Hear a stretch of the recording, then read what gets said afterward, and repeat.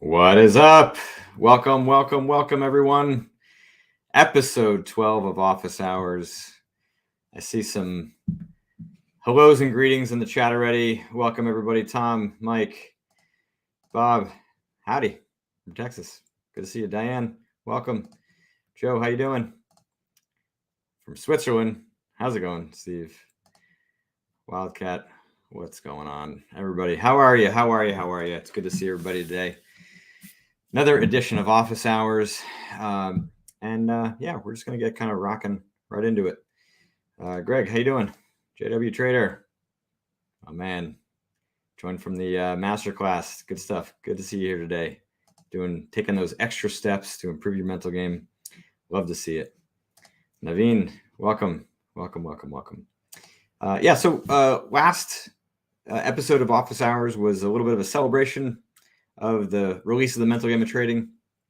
And today I'm going to be talking about a tool that I probably should have done a better job of introducing in the mental game of poker. So I think look, at the end of the day, if you're not working pragmatically towards resolution, then you end up kind of creating a band-aid around your mental game issues, right? So you really have got to identify the roots of your problem. Otherwise, you're just going to end up kind of patchworking, managing your issue. The book, My System, is not going to be as transformative as it can be, which is ultimately what we're after. And so, in the mental game of poker, I kind of buried the topic of resolution and the tool that I use called the mental hand history, which I'll get to in a minute. In chapter 4, right, in the strategy chapter. And I realized that poker players kind of ended up focusing a lot more on using injecting logic, using a strategic reminder. And if you're not really getting to the root of the problem, the things that you come up with to help to contain and control your emotions oftentimes end up being a band-aid, and they don't actually get to correct the root of the issue. So today we're going to talk about the mental hand history, and we're going to talk about identifying the roots of your problem so that you can actually firmly remove that sucker from your game, which is ultimately what we're after. So yeah, rectifying a little bit of the mistakes I made in the poker book, corrected in the trading book. But frankly, even, I think traders are still can do better, right, in terms of understanding how to use the mental hand history and how to work through it. So as always, I will be answering your questions live. So, post them anytime you want, and I will get to them. Joe, welcome. Oh, you're from the Masterclass as well. Great to see it. Love everyone putting in the extra work here. And Nomad, welcome. So, and we got somebody in from Brussels. Love the European contingent staying up, I guess not too late, about 8:30 Central European time. Not too bad. And Diane's here from the Masterclass as well. Love it. Y'all are taking that extra step. All right. So, we're going to, as I said, I'm going to get to your questions as we kind of go along here. So post them anytime. And I've also got some questions that were submitted in advance. You can always do that on jaredtendler.com/office hours. There's a slot where you can go in and enter your questions. And also, look, we're creating a bit of a community here where everybody's in the same boat, right? Working hard to improve your mental game. And so I'm certain that you know of somebody else who could be here today, right, and needs this today. So, post it on Twitter, share it within your group, get people here, or at a minimum, get them to watch the replays because it's important that y'all are improving. That's the bottom line. And so when you get your questions answered, right, we can kind of keep that cycle of improvement going and not lag off. One last thing, I know I mentioned last time I was getting back into some competitive golf, and I'm sure a few of you are curious as to how that went. So last month, or actually I guess it'd be earlier this month, I had 2 qualifiers. One was a qualifier for the Greater Philadelphia Golf Association Mid-Am. So that basically means everybody 25 years and older. So they basically don't let all the college kids and nobody that has a job that can just play golf all day long. Just kick them out of the tournament and focus on us old guys with a job.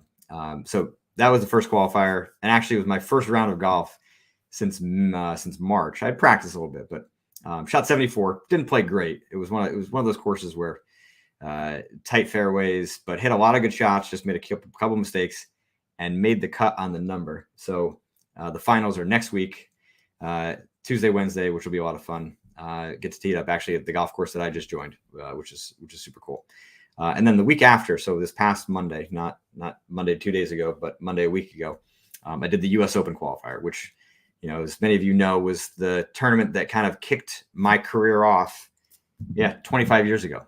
So it would have been a little poetic had I gotten through 25 years later. But I was pretty proud. Shot 74 in that tournament as well. That was 3 over par, and hit a ton of great shots. I mean, I actually played way better than I did in the other 74.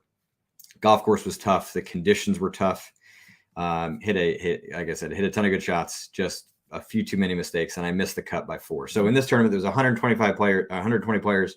The top 7 moved on to the sectionals of the U.S. Open qualifier. I finished tied for 25th. So pretty proud for where I was at. That was my 3rd round of golf, basically, since the season has started. So game is rounding into shape, and hopefully I'll have a little more time before the tournament next week. And then I've got 2 more tournaments through the rest of the summer, and this is really just kind of my primer for next season. This is me just kind of getting things kind of ramped up again, and then next year. So I truthfully was still a little kind of butthurt about not qualifying for the U.S. Open, or at least the sectionals of the U.S. Open qualifier. And I realized that this morning. And I think part of the reason was because it hurts. I mean, I played really well. I was very, very proud. But at the end of the day, I lost, and losing sucks, and it hurt. And so I've kind of shifted my mentality now that from today forward is kind of all preparation for next year. And I'm going to change up my schedule a little bit in the spring to give myself more of an opportunity to prepare well. And I want to get through. So that's my motivation for next year. So I'm still going to be doing my stuff here. Don't be worried. I still got to turn the lights on and pay the bills. But yeah, my focus on making through next year's U.S. Open qualifier is going to be pretty damn high. Anyway, so enough about me. Let's get to main topic of today. Actually, you know what? Before I do that, I want to bring up one other thing. So one of the things that I asked you all back in February to do was to submit your stories and examples, and I would kind of pull them together and to create some kind of a resource that all of you could kind of access to better understand how to use the tools that I use in the system. And so that is actually now available. If you haven't seen it, this is a PDF of it. All right. And basically kind of goes through, here's a little kind of intro here, but there's 6 people, the names have been changed. All right. 6 people who have kind of provided tools that they've used. Now, this is all unfiltered. I think if I were to kind of provide feedback and analysis and critiques on it, I would kind of change some things in here. But bottom line is I wanted you to see kind of raw, unfiltered work from people who are just like you, right?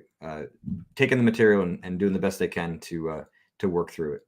And if you want to download it, basically go to jaredtendler.com/worksheets.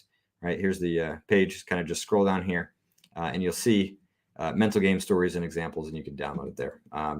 There's some good stuff in there. I really recommend you all download it. And while you're there, you can download the mental hand history, which is something we're going to do today. All right. So let's talk about mental hand history here. Like I said, this is the tool that I have kind of created from poker, right? Don't get hung up on the name. I'm not a big, in terms of naming things, my skills and competencies for branding are pretty poor.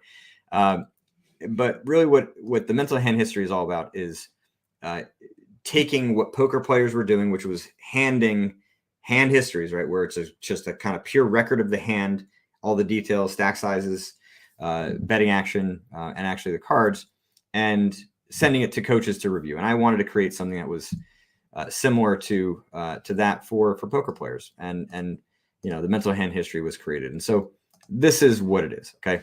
Let me make this a tick larger here so you can see. All right. And so I'm gonna give you some examples, but let's just kind of talk through the construct here. The first step is to describe the problem in detail, right? And so if you're doing this on your own, basically, look, if you had the opportunity to sit in a coaching session with me, what would you say? What would you tell me is the problem that you are struggling with, And you might have many problems. And so you can do a mental hand history for each one of those problems, right? But just pick one and describe it in as much detail as you can, right? The more details, the better, right? Because if you kind of leave out details as we kind of go through this, it will get a little bit harder. Now, the second step, explain why it makes logical sense that you have this problem, or why you think, feel, or react this way. Now, I pinpoint that word logical because so many people think that their problems are irrational and they're illogical.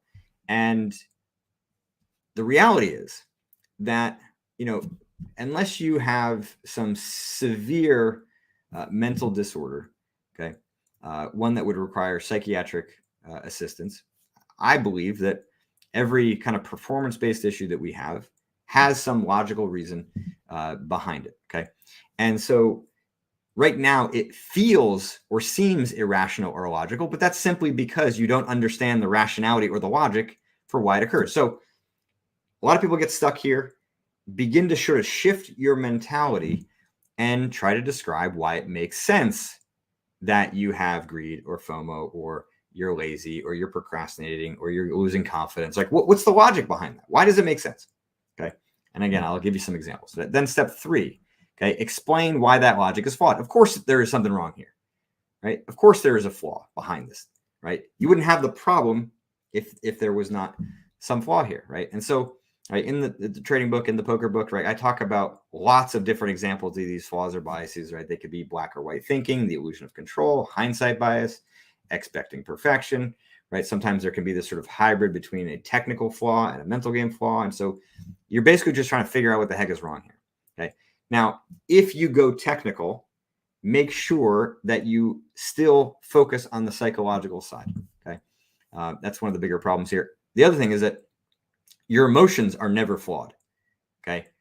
Right? Again, we go back to this idea of having, kind of a rock in your shoe, right? If you're walking around with a rock in your shoe and you feel pain, what's the problem? The pain or the rock? Should be obvious, right? It's the rock. The rock is the problem.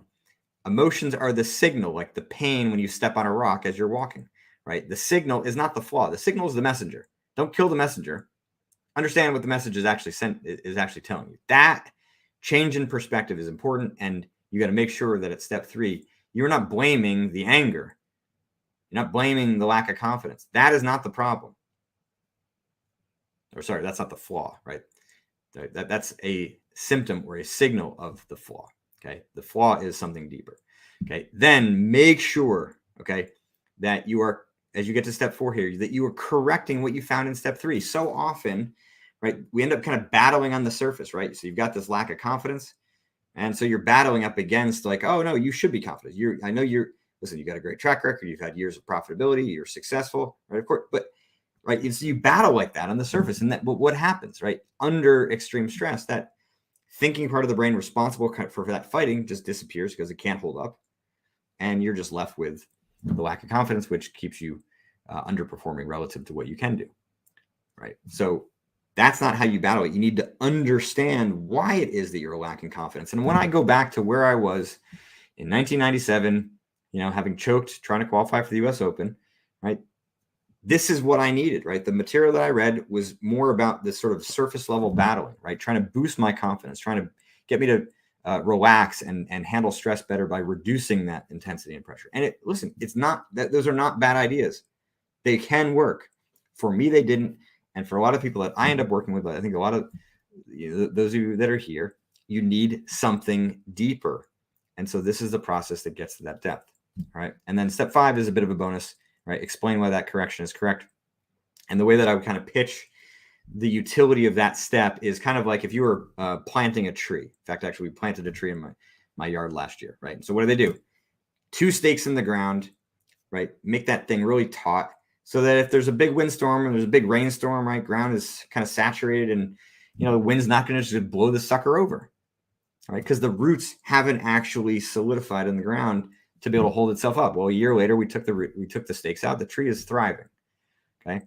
So for you to get this logic strong enough to correct that flaw and consistent enough so that you can kind of handle that intense stress, right? You need step 5, right? So I know there's some questions coming in here. I will get to those in a minute. Let me get to some examples of what we're talking about here. All right. So again, this is actually in the mental game stories and examples. This is slide number 7. 2 examples of what's here. All right. So let's look at example number 1. Okay. When I've done my pre-market preparation, I have an expectation that whatever I trade will go my way. It's as if I've already predicted the outcome, and I do not see myself being wrong when I'm in this of a game. I'm sorry. So again, I didn't edit the typos. Because of this, it creates a fear of losing because I can't seem to fathom losing because I'm already in a perfect state, in a perfect trade. I also expect to capitalize on all of the trade just because I'm in my A game. Okay. Fairly common, right? Expectation. Now, why does it make logical sense that I have this problem? It makes sense because I'm very dedicated to my pre-market analysis, that I need it to trade well. Because of this need, I suddenly have an inflated sense of expectation that the next trade, being in this A game state for my pre-game preparation, will assure me a win on the next trade. Okay, look, that should make sense on some level, right? And it does explain, right, where that expectation is really coming from, right? Dedication to my pre-market analysis. I've done all this work. I need it to pay off. Why is this logic flawed? With variance in the market, nothing is sure. No one even knows if the market will go up or down because of variance. Okay. So that is, I think, a very accurate, representation of kind of one aspect of the flaw. And we get to the correction here. Expectations cannot arise in the market. With variance being present, no one can predict the future. You just have to deal with the hands that you are dealt with. Okay. And that's very logical. So if we look at this, though, my advice would be that if you try this correction, right? So you're going to basically take that logic in step 4. And as you recognize that there's this sort of need, right, to make this trade work, there's this expectation, right? You recognize that expectation, that need arising in real time. You take that injecting logic statement, you take that correction, and you inject it in that moment, and you're fighting up against it. If it works, great. Okay. Then you've captured and analyzed this problem to the level that you needed to. You got all the roots kind of exposed, and now you know what you're fixing. However, if you're having trouble really cracking through, like you kind of reach a certain point where you're making this progress, but haven't kind of cracked through entirely, I would look at a little bit more specifically the sort of need it to trade well, right? So in that step 2, right, I'm very dedicated to my pre-market analysis that I need it to trade well. I would actually make that a new problem in step 1. Okay. I'm very dedicated to my pre-market analysis and I need it to trade well. I need, right? So that need is something that's coming from a bit deeper of a place. I suspect it's coming from something related to confidence, right? The need for confidence to come through pre-market prep, or the need to have your work pay off, the need to not feel like you're wasting time, like something along those lines. And then, you can kind of work it through the system to find out what is actually flawed there. And the flaw might be, right, something that you're asking the market to give you confidence when it can't, right? The confidence has to come from something that's more independent, right? Or you're asking for, the market to provide, right? So if it needed to trade well, like, you can't handle like the mistakes or the feeling of wasting time. And so what's the flaw there? Well, look, I mean, there's going to be wasted time. That's kind of a part of the game, right? So like, you can't have kind of perfection with regard to knowing that every single moment that you're going to have is going to pay off entirely. But go through this process, and the goal is that more of your time is valuable than not, right? So again, when you're kind of working through your issues, being able to identify the different kind of facets of a problem is important, right? And so you can kind of test that and figure it out based on the result of that, the utility of that logic as it gets deployed, right? If it does its job, problem goes away, then you have actually gotten to the full roots of the problem. If it doesn't, then you can kind of look through your previous answers and kind of revise and reevaluate, kind of that next layer that you need to work through. All right, I think I'm going to pause here and just see if there's any questions here. And it does not look like there is. All right, so let me go through one more example then. This one, I think this was a good example. So this again is another trader here. I know that there were not any good poker examples that came through from a mental hand history standpoint. All right, so every time I have a red day, big or small, I'm moving backwards and losing time. Moving backwards means that I'm failing to live up to my goal of being good, recognized as a good trader. Okay, reasonable, kind of deep, right? So this actually, I didn't plan it this way, but this is a pretty good example of somebody that's kind of gone a little bit deeper than kind of the typical, signals on the surface that would be evident in the last one. All right, so why does it make logical sense? Well, with all this effort, I should have results, right? Theoretically, I should never have big missteps. Look, I mean, it takes some honesty to be able to admit that somewhere in the back of your mind, you believe that those things are true, okay?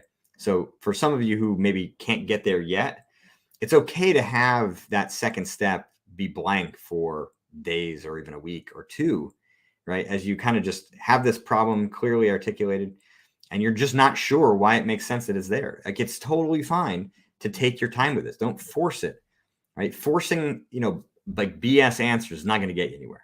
I'd rather you have this be blank and let your mind, just kind of steadily gather up data to kind of help you answer it. And of course, right, the entire trading book, the entire mental game of poker book, right, is basically dedicated to help you fill out this tool. Okay, so if you're stuck, right, those resources are there for you. All right. So why is the logic in step 2 flaw? Effort, especially in trading, is not correlated with results. Man, I couldn't pick a better companion to these two examples that I'm giving here. Of course, they're coming from two different people. Effort in the wrong direction is useless anyway. Brilliant. Very, very succinct. Very, very insightful. I expect my progress to not include drawdowns or failures. I have a false understanding of the variance at the start of my trading.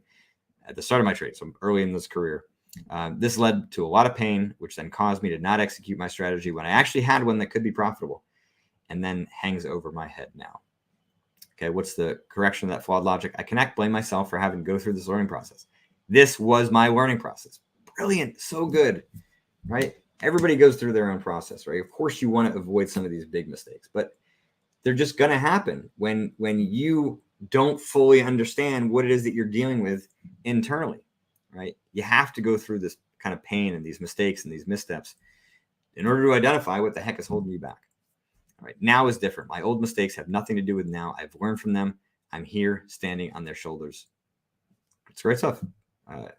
So hopefully this gives you some good ideas of kind of what a mental hand history could be like.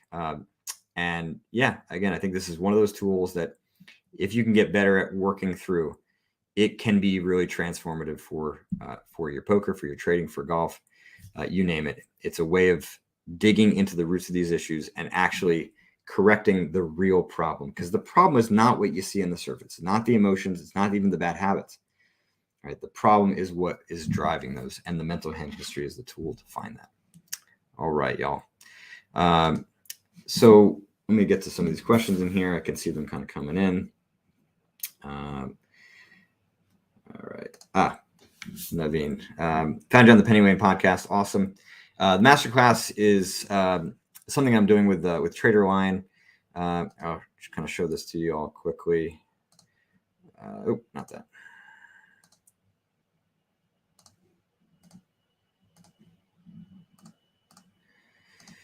Yeah, basically it's a 5-part webinar series that we started back in April. We're actually going to have part 4 this upcoming Saturday. So it actually is not too late to sign up. All the previous sessions are recorded. Frankly, it's intended to be, kind of accessible, not live, but certainly if you join live, you can have your tools be reviewed, including mental hand histories. So if you want more information, just go to my website right there. All right. The root. What about I'm unconscious to be one's own worst enemy? Yeah, I mean, here's the thing. No, right? You're not your own worst enemy. You just don't understand what is actually back there, and that is what kind of undercuts you. Maybe you've heard my rant here on this is like kind of myth of self-sabotage, right? Self-sabotage implies this idea that you are in more control than you are. You're not in control of the stuff that is undercutting you. right? The back end of your game, your greatest weaknesses are the thing that undercuts you. That's what creates this feeling like your own worst enemy. You are battling up against that part of yourself. But in order to actually battle it well, you need to understand what the heck it is. And the mental hand history is the tool to actually get you there. So just reread your book. It's amazing. Focused on my C game. And I put in 7 winning days in a row. Just a sec less. Who would have thought? Amazing. It's great stuff. All right. So, Jared, if you're wondering where everyone is today, the Dow is down 1,100 points. I mean, I would think that everybody should be right here. but frankly, I mean, look, unless you're, you kind of buried your head in the sand, with the market trending like this, I mean, what really is the problem, right? And so I look at, well, I'm going to call it bad market, but it's only a bad market for some traders. There are many others who are making lots of money right now.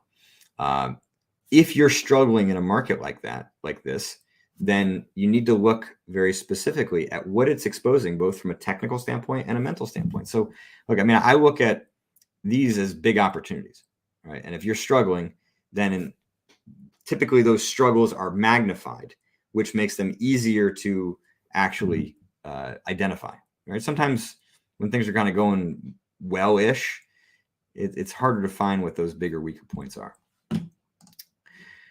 Give me some green. I've heard arguments in the past that subconscious behaviors tendencies are developed at a very young age and can be suppressed, but are almost impossible to fully eliminate. What's your take?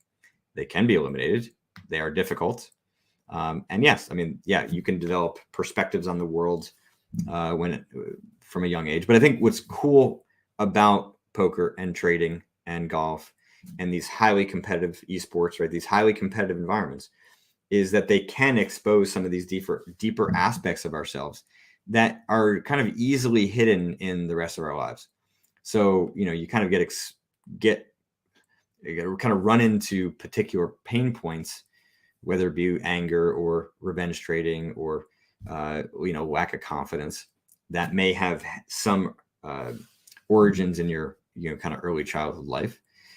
Finding that stuff is hard, right? I mean, it often either requires you doing one-on-one individual therapy, or you spending, a pretty good chunk of time, like really kind of observing yourself, not just in a competitive environment, but elsewhere, to be introspective, to be aware of what those patterns are. But you absolutely can eliminate them. And the way I would kind of pitch it to you is more of kind of like a sequential upgrading, like a piece of software, right? You're not eliminating them as if you're just deleting your past. You're just kind of upgrading those perspectives, right? Because one of the problems and one of the reasons why those issues get formulated when we're young is that we don't have the brain structure of an adult to even perceive the environment correctly, right? Number 2, we don't have the experience to perceive certain situations. So it's easy to sort of assume that we're dumb. To assume that the world is out to get me, that the world is unjust, or whatever ideas might get kind of implanted in the back of your mind. But when you kind of zoom out and have a brain structure that can kind of think more pragmatically, and you have experience that suggests otherwise, and can kind of counter some of those beliefs, right? You can use your brain to actually work through that old stuff. It just can take some time to do that. I cannot believe how much all of this also correlates to content creation. Definitely felt with all this effort, I should have results feeling. Yeah, look, I mean, anything that we could define as performance, which is pretty much anything you care about, has the ability to sort of expose these sort of underlying weaknesses.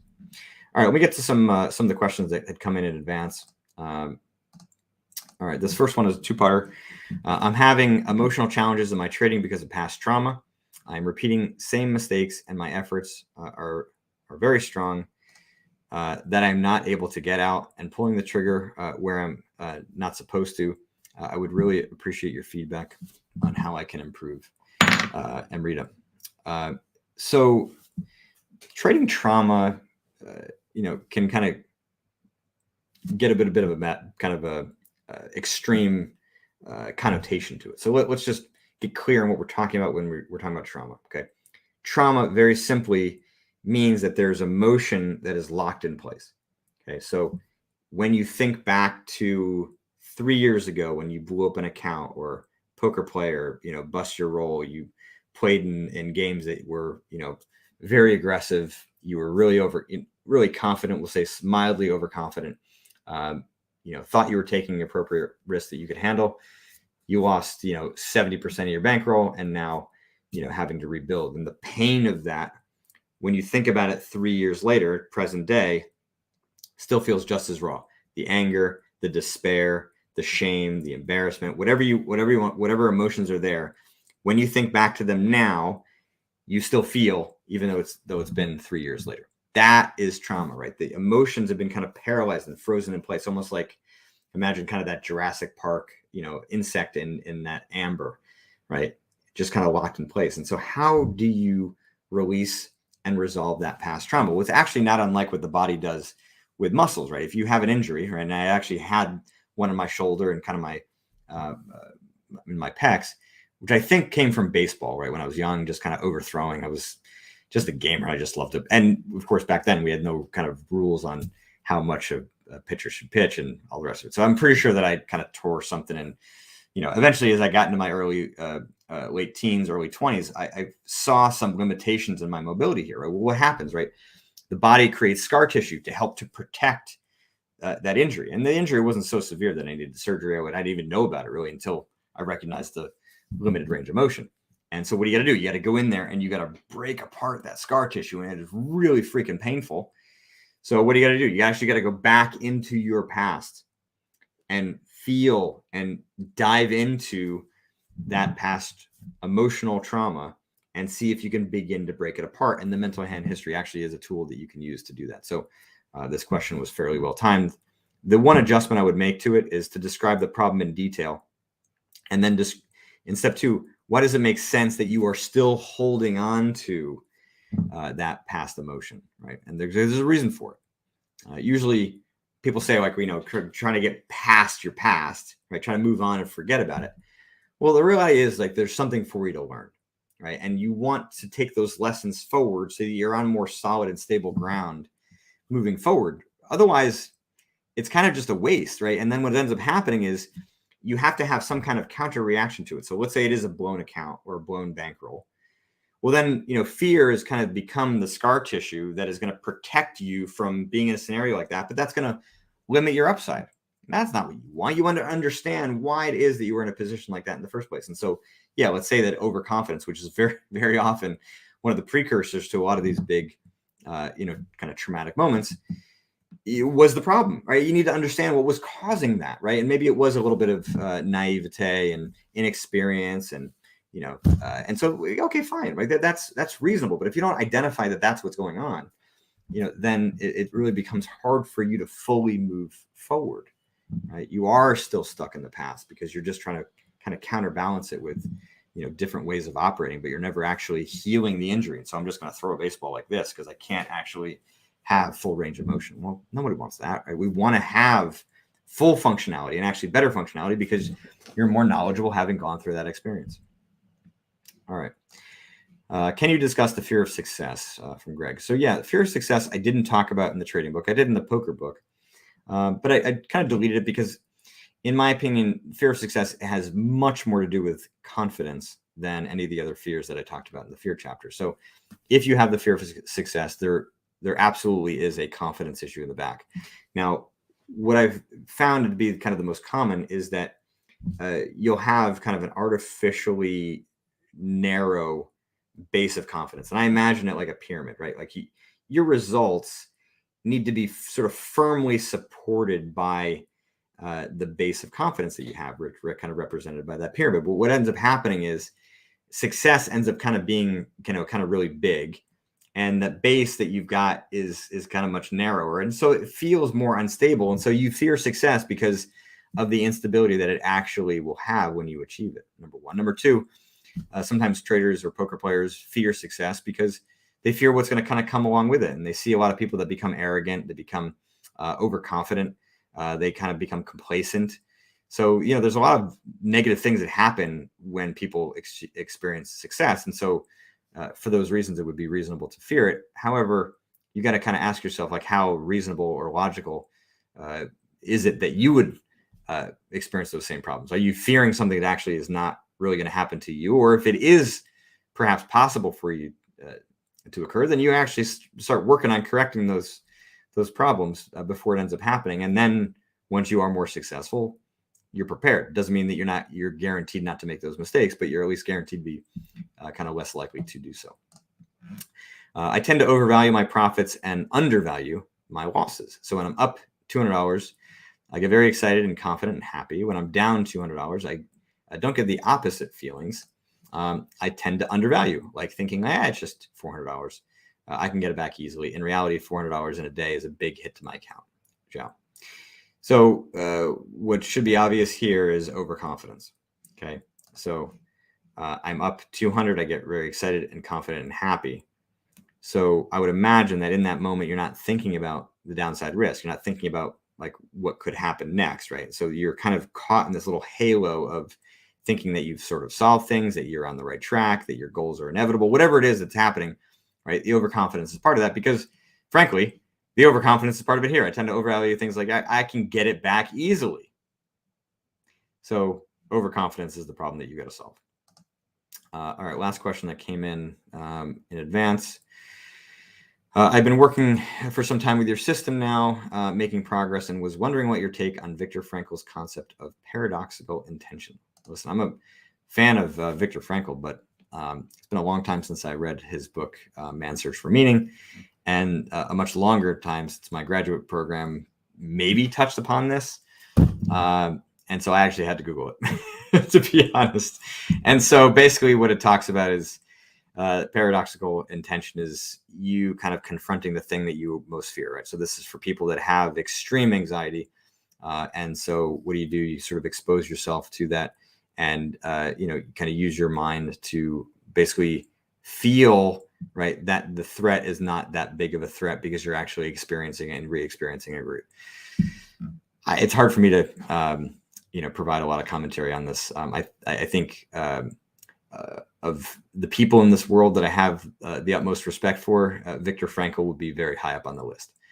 For those that don't know, he's a Holocaust survivor, was in a concentration camp for many, many years, and really attributed his perspective on the circumstances to his survival, that he saw people who, kind of get caught up in the despair and the hopelessness of being in a concentration camp with, death basically kind of surrounding you at all times, the threat of death and murder at all times, and the horrors that they saw. But, he was able to sort of transcend the environment with his point of view and his perspective. And so, I mean, my gosh, I can't imagine. And yet, so, his psychotherapy and the tools that he created to help others, kind of came from that experience. And so, yeah, I will certainly imagine that this technique will work for some people. It's not something that I've used, but, look, if you're having difficulty, addressing some extreme anxiety, which is why I bring this up today, it's an interesting question and one that, maybe will serve as some value to somebody if they,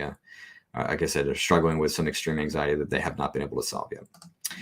All right, so great questions that came in advance. Let's take a look at the other ones that have come through. Right. Okay, did that one already. All right, Diane, I can do steps 1, 2, and 3, but 4 has been my challenge. Okay, so here you are, really kind of getting to the root of the problem. So the fourth step, right? It really needs to be tailored to the flaw that you found in step 2. And so if you feel like you've done a good job in those 3, I mean, at the start, right, we're really just kind of coming up with something that you can use in real time. And then that's what, like, this whole purpose of this is to just do like a deep dive and a deep analysis of, like, again, the roots of the problem.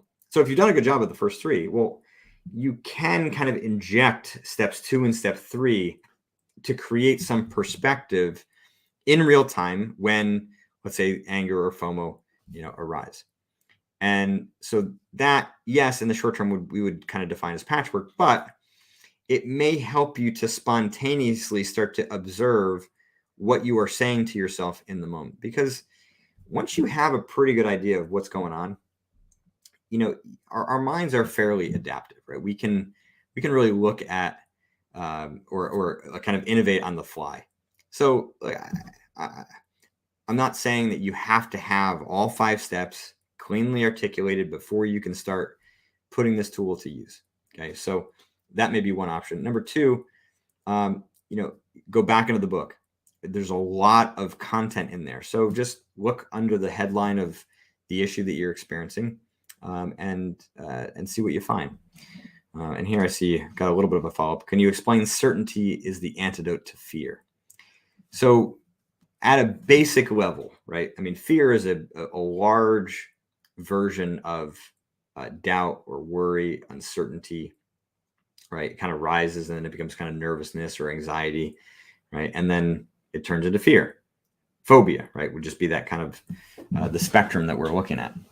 And so if we look at like at a basic level, like what is fear, right? Fear is like an unknown, right? If you had perfect certainty about what was going to come, right? If you knew, let's say you're fearing losing and you knew that you were going to make money over the next month, if you have fear of losing, knowing that you're going to win a lot of money, make a lot of money, well, then that fear is going to come from something, outside of that fear of losing, right? So the certainty about what is going to come takes away that fear. So, yes, when the reality is that you cannot have that kind of perfect certainty. We know that. But if you look for alternative ways of creating certainty, so for example, I'm not certain about what my results are going to be, but I'm certain that I'm going to do everything I can to prepare myself well, that I'm certain that I'm going to do everything I can to improve this month, this week, or today. And so while I don't know what is going to happen in terms of results, I know what's going to happen from myself. I know what I'm going to bring to the table. And I'm not expecting perfection, but I am going to work the problem and research it and study it and analyze it and break it down and come up with strategies and test those strategies and reevaluate them and revise them. And so then you can create certainty around, what you're bringing to the table. The other way to create certainty is to use that A to C game analysis. Let me see. There's an example of that in here. Here it is here, right? So A to C game analysis, right? You're sort of kind of dividing your game into A game, B game, C game, and by mental and tactical. And so when you have greater certainty on the range of your own performance, you can have greater certainty on how you are performing today. So if you have poor results, right, and you fear having losses or losing or failure, and yet you have certainty that you're actually performing quite well, right? That is a way of kind of buffering some of that fear. So hopefully that makes sense for you. Okay. What % have you found can and cannot overcome their issues using the mental game tools? So it's tricky, right? I think I've got a pretty high rate of people who come to me for coaching. I think if I were to describe kind of where my expertise is the greatest, it actually is in completing that mental hand history, right? Being able to kind of dive deep into the roots of the issue and then help them to formulate a strategy. Because once you get the roots identified in their entirety, then the progress is almost guaranteed. I say almost guaranteed because, right, there can be some complexities in terms of the application. There can be some short-term difficulties with regards to, market conditions or, the conditions of the poker games. So we don't have full control, but if you get to the root of it, it gets very, very much easier to make progress. So percentage of people who've been able to do this successfully on their own, I don't have good data on that. I would like to think that the trading book will have a much higher kind of rate of people that have kind of used it and worked through it, just because I think the book is an upgrade from the poker book. But I do know for sure that a lot of people have made progress from the poker book. I wouldn't have written the trading book had, that thing that had been garbage, and the poker book wouldn't be selling as well as it was. I mean, it's been selling consistently for the last decade, which is remarkable to me. I still kind of wake up mornings going, I don't know who these people are that are buying it. I mean, it's super cool. It's a phenomenal acknowledgement of the work that I put in there, which is incredible. I'm incredibly gratified by. So I know that it helps, but I don't have really good percentages on what. I mean, I will say though that maybe just to slightly correct that word overcome, right? It's really about solving the issues, not just overcoming them. Overcoming them has some implications as if the problem is here and you just kind of get past it. No, we want to obliterate it, break it out of the water, and get you to the point where you are on firm ground and will never succumb to that problem again. Will you be perfect? Of course not. All right. John, is winning consistently for a long period enough to know that the work is done? Are there other metrics? So the work is never done, man. The work may be done for the things that you've identified in terms of this sort of first set of issues, but there's always something for you to work on, even if it means diving more into like kind of front end A game improvement, where you're getting in the zone more often, where you're improving mental endurance or focus, improving your decision making. So that's kind of one part. But two, like winning consistently, if you're a poker player, if you're a trader, I mean, how long are we talking? Are we talking like 3 years, 4 years? Yeah. I mean, that would certainly indicate it. I think long enough for some is, weeks or months, which I would say is definitely premature. So, the like, how do you know that you're done? I would actually prefer came more from, kind of looking at the signals of progress from a mental and emotional standpoint. So, for example, if you still have the reflex to make a mistake in a certain spot because of whatever impulse that comes up, right? So let's say you've lost a couple buy-ins, you've lost a couple trades in a row, you're kind of trending downwards, and you have that impulse to take a trade or make a decision that is suboptimal, and yet you're able to stop it and correct it and move on, right? So that would be an indication of progress, but it would also be an indication that you haven't actually resolved the problem, right?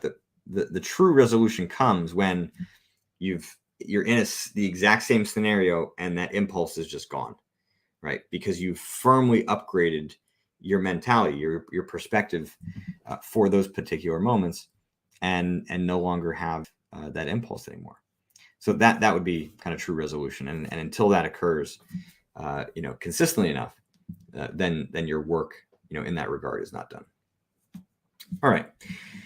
So I think this is a first. We've actually gotten through all of the questions. So if you have other questions, we got, still another 12 minutes here to go through them.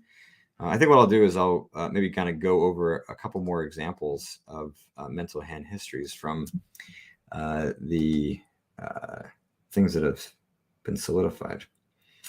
All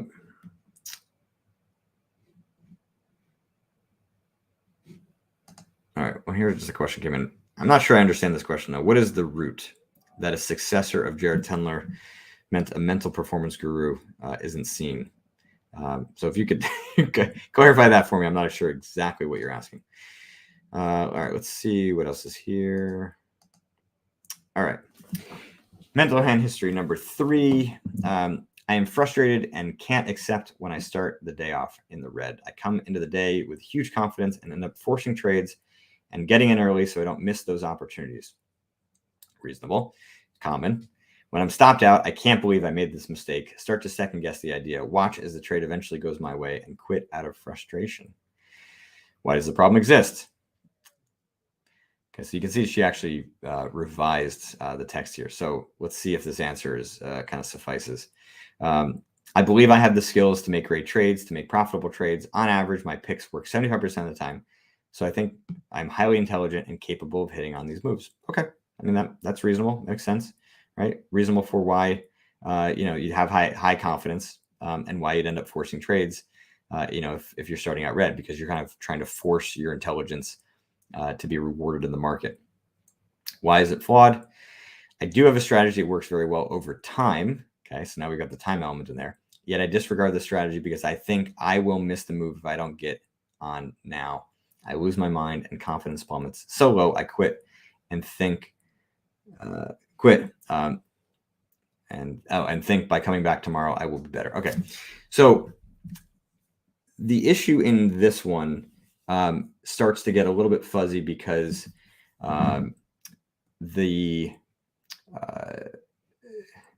we're kind of getting back into a description of the problem. Okay. So I disregard the strategy because I think I will miss the move if I don't get on it. I lose my mind and my confidence plummets so low I quit. So description of the problem, I lose my mind and confidence plummets so low I quit. That should not go here. Right? That's not a part of the flaw. That's a part of the description. Okay. So I think this sort of first half of what's flawed works. I have a strategy that works well over time, yet I disregard the strategy because I think I will miss the move if I don't get on now. Okay. We're really trying to get to something around the confidence, right? There's an element of the confidence that is flawed, right? I think that I'm highly intelligent and need that intelligence to be paid off now would be my guess of what's here, right? So what's the correction? Well, the correction should be, right, my intelligence is shown in my preparation. My intelligence is shown in in the strategy that I've developed and will get paid out on over time, provided that I'm able to, kind of execute on it day to day, right? So correction being, okay, now I think what's here actually makes some sense, right? Perfection is coming in day to day, day in and day out, and always making money and making the most money I can for my picks. I need to focus on making perfect decisions according to my strategy. I may not always be right, but if I keep the process in focus, then in the long term, my strategy will pay out. Okay, so the sort of middle line of I need to focus on making perfect decisions according to my strategy. That is a procedural element here, right? You're saying this is what you need to do. That is not a correction. That can be an element of the correction, okay? But it's not really the correction to the flaw. All right. I may not always be right, but if I keep the process in focus, then in the long term, my strategy will pay out. That is the correction to the flaw of needing your intelligence to be paid out now. Okay. Why is this correction correct? I will lose sometimes. I will choose wrong picks. I can achieve perfection each day, but the amount I will lose in the long term will be dwarfed by the profits overall if I remain focused on the process and what I can control. Very well said. Very well said. All right. A couple more questions have come in here, including from Wildcat. Let's see if okay. So you said over a decade you sell and sell your books because no one came in your footsteps and professionals like you were more needed. Where are the new coaches? That's yes. Thank you. Yeah, there are new coaches. I've seen them. I don't know a ton of their work. So yeah, I would listen. I would love to see. If I had a lot of time, I would dive into the works of others. I think I end up spending a lot of time focusing on just continuing to innovate for myself and operating in a silo and finding kind of mainstream authors and researchers that I think are interesting and help me to progress. I tend not to kind of focus on my peers as a way of improving. Maybe that will be a dimension of something that I focus on in the future. But I agree with you that there more and more people are needed in this field, and the field is growing for sure. Because again, I see more people in poker. I'm still the new guy in trading, so to speak. So I haven't necessarily seen newer people, but there were certainly a lot more professionals in the space in trading when I entered than in poker when I entered. What about when people identify root problems to their trading issues and possible solutions, but somehow always end up reverting back at some point after a certain amount of time has passed? Well, it's one thing to identify the root of the problem, but that doesn't mean that you are actually correcting the problem, right? So the root may be identified. And so I would say that is sort of analogous to going into the forest and clearing a bunch of territory, right? You kind of got rid of the things that were an impediment to you building a house that would be maybe your dream home.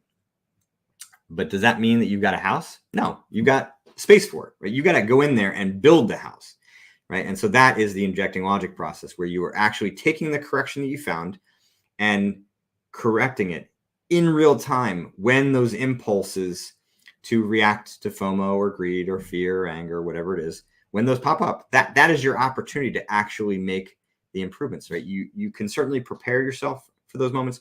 You can certainly kind of work to better understand the problem and the corrections right ahead of time. But if you are succumbing to those reactions, it just means that you're not actually in the moment prepared to fight against and upgrade your perspective in real time. So it's got to be both, right? So the system has 3 steps, right? Map your pattern, identify the roots of your problem, and then correct your problem, right? If you miss that step, that third step, and just thinking that better understanding the problem is enough, well, then you're going to be stuck in the position that you just described. All right, we're getting towards the end, so I'll take any more questions. Otherwise, I will kind of throw up here the next office hours. It's going to be on a Thursday, okay? It's going to be on a Thursday because the 22nd of June, I've got another golf tournament. So I don't know what time I'm going to be teeing off. Let's just book it on a Thursday. So June 23rd, 4:30 p.m. Eastern Time, 20:30 UTC. And the topic is the evolution of your mental game, which I think is an important one to be addressing because a lot of people, right, make some bunch of progress and then they either get complacent or then they kind of slip back into old habits or they kind of flounder for a little while. They kind of plateau and progress stalls. So bottom line is, right, there's always opportunity for you to improve. That doesn't mean that you have to be prioritizing your mental game when you've made a lot of improvements. Sometimes you ought to be prioritizing kind of technical improvements. I certainly am doing that with my golf right now. Mental game is pretty strong. It's been remarkable, actually, how much different it feels to compete.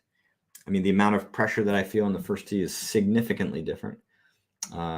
And yeah, it's not just because I haven't played a lot. I actually would expect that to be worse, but I feel very comfortable out there. Mentally, I need to get better at my connection to my target and my shot selection. But to me, that feels more like a muscle that needs to get kind of regenerated. So for me right now, I'm focused a lot more on getting my golf swing to be a lot better, my putting stroke to be a lot more consistent, you know, and my decision-making process to be more honed. So mental game is kind of taking a back seat. Doesn't mean that I'm perfect there. Believe me, you know, there were some moments, you know, I certainly kind of got ahead of myself in the US Open qualifier where I was 4 over at one point. Ended up kind of birdieing a couple holes coming down the stretch. Actually, no, I was 5 over at one point. You know, and it's easy to kind of get stuck in a little bit of despair. I left my glove. I brought one glove, left it in the bathroom, went on the turn. So I had to make some adjustments to just kind of how my hands felt in the grip. And yeah, so like I'm not perfect there, but I'm focusing a lot more, you know, on my technical game because that's where the biggest upgrades are going to come. So you don't always have to work on your mental game, but there is an evolution that occurs that you need to be accounting for. So that's true. It is Thursday, right? So Thursday, June 23rd. That'll be the next office hours. I look forward to seeing you all then. Kevin, thanks for joining. Well, glad to hear you're enjoying the book. Nomad, you're welcome. Happy to have you here today. You're welcome. Looking forward to the next one as well. I'm the end boss. well, we'll see about that.